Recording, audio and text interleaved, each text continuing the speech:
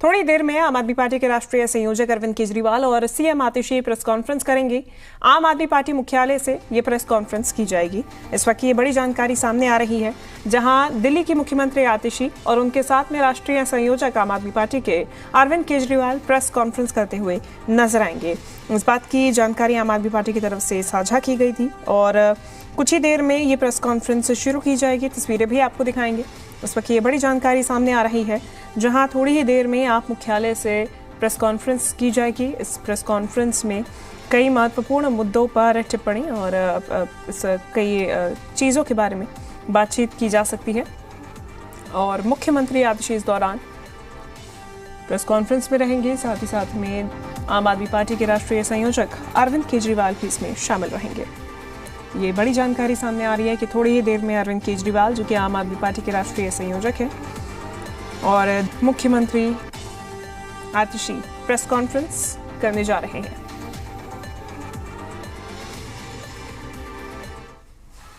इन लोगों ने दिल्ली के काम रोके, दिल्ली वालों को परेशान किया, दिल्ली वालों को तकलीफ़ दी, दिल्ली वालों को सताया, दिल्ली वालों पे अत्याचार किया।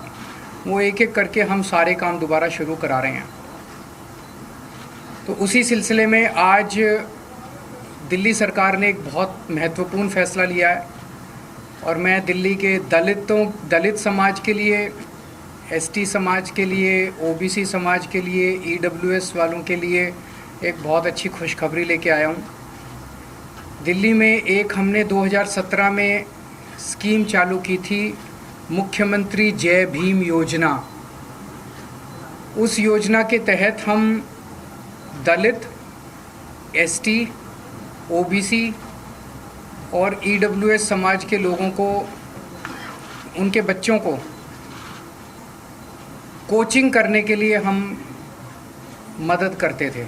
जैसे मैं खुद 12वीं के बाद जब मैंने आईआईटी की तैयारी की तो मुझे याद है मैंने 2 कोचिंग इंस्टीट्यूट से कोचिंग की थी और उन दिनों में भी कोचिंग बहुत महंगी हुआ करती थी। और मुझे लगता है कि अगर मैं वो दोनों कोचिंग नहीं करता तो पता नहीं मेरा अच्छा रैंक आता नहीं आता आईआईटी में, मेरा एडमिशन होता नहीं होता आईआईटी में। उसके बाद जब मैं पास आउट हो गया, फिर मैंने सिविल सर्विसेज की तैयारी की, तब भी मैंने कोचिंग की थी। अगर वो कोचिंग ना करता तो पता नहीं मेरा होता नहीं होता।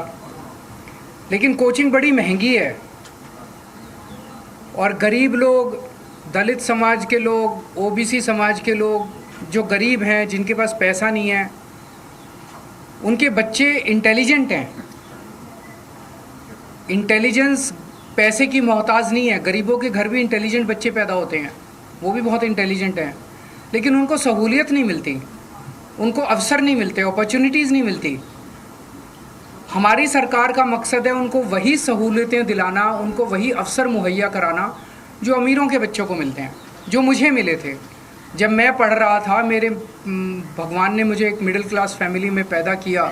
जो अवसर मुझे मिले वो अवसर गरीब से गरीब लोगों को भी, दिल्ली के मेरे गरीब से गरीब बच्चों को भी मिलने चाहिए।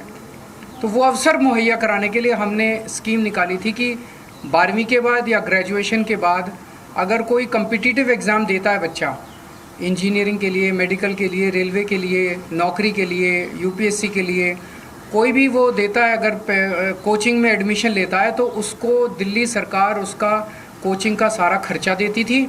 और बाद में हमने उनको 2,500 रुपये महीना भी देना चालू किया था, ताकि पढ़ते वक्त वो कोचिंग इंस्टीट्यूट अगर जाना आना है उसके लिए, उसको जाने आने के लिए और उसके मिसलेनियस एक्सपेंसेस के लिए 2,500 रुपये महीना भी देना चालू किया था।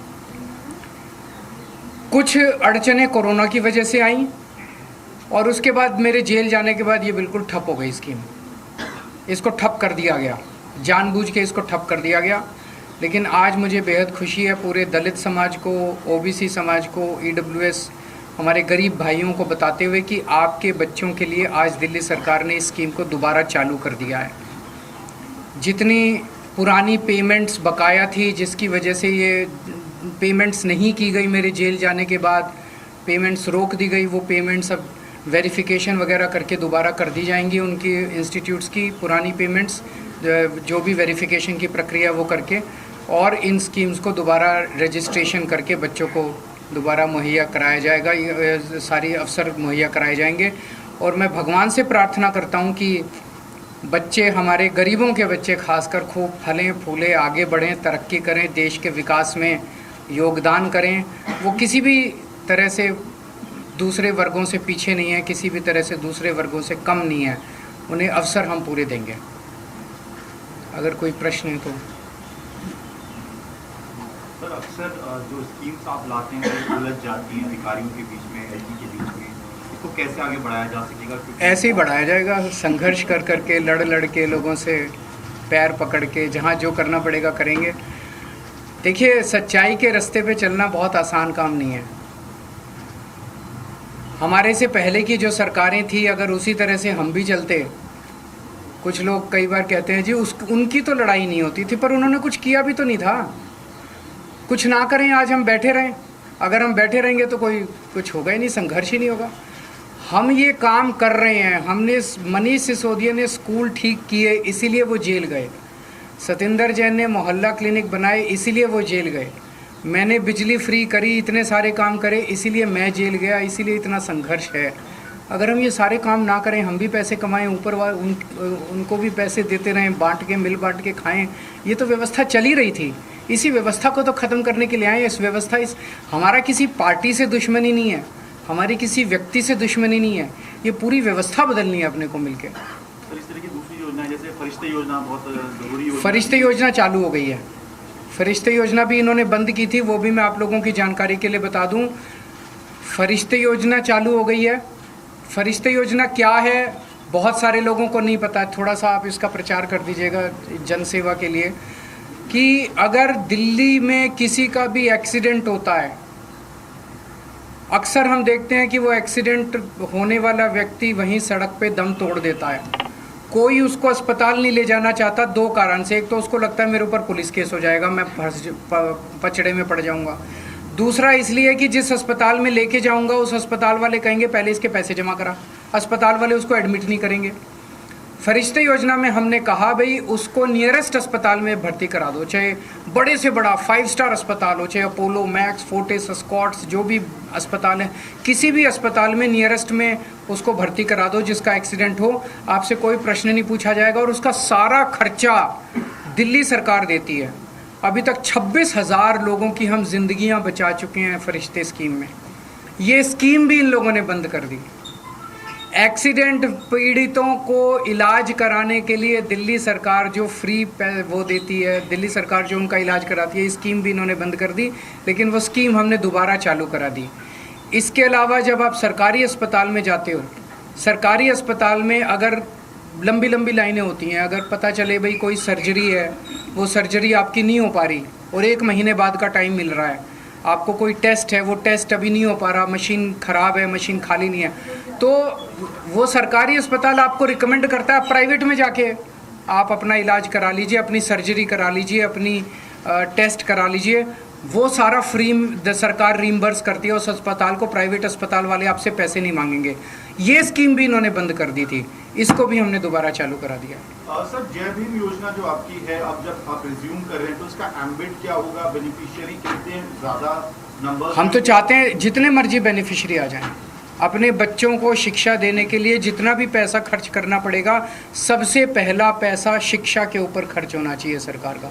इसमें there is no limit to beneficiaries. Scholarship amount भी सर कुछ तय कर रहे हैं? स्कॉलरशिप तो 2,500 रुपये स्कॉलरशिप नहीं देते हम, उसका सीधे वो जाए, उसमें एडमिशन ले ले कोचिंग इंस्टीट्यूट में, उस कोचिंग इंस्टीट्यूट को सीधे उसकी फ़ीस रीइंबर्स हो जाती है, उससे पैसे नहीं लिए जाते हैं। पंजाब के प्राइमरी स्कूल के टीचर्स इंग्लैंड जा रहे हैं, इससे पहले दिल्ली के टीचर्स को जब बाहर भेजा जा रहा था उसमें काफ़ी अड़चनें आई। नहीं, पर पंजाब में कोई अड़चनें नहीं आ रही। पंजाब फुल गवर्नमेंट है। आप सब लोग मिलकर दिल्ली को भी फुल गवर्नमेंट बनाइए तो ये अड़चनें खत्म हो जाएंगी। Thank you.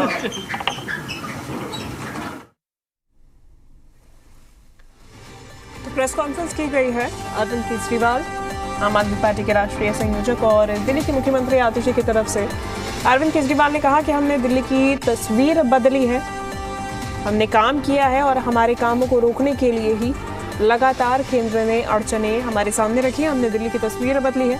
केजरीवाल ने कहा कि पिछली सरकारों ने कुछ नहीं किया और इसीलिए उनके साथ में कोई वाद विवाद भी नहीं होता था। इस दौरान अरविंद केजरीवाल ने कहा कि पिछली सरकारों ने कुछ नहीं किया, मुख्यमंत्री जय भीम योजना की फिर से शुरुआत की जाएगी, इस बात का ऐलान भी अरविंद केजरीवाल ने किया।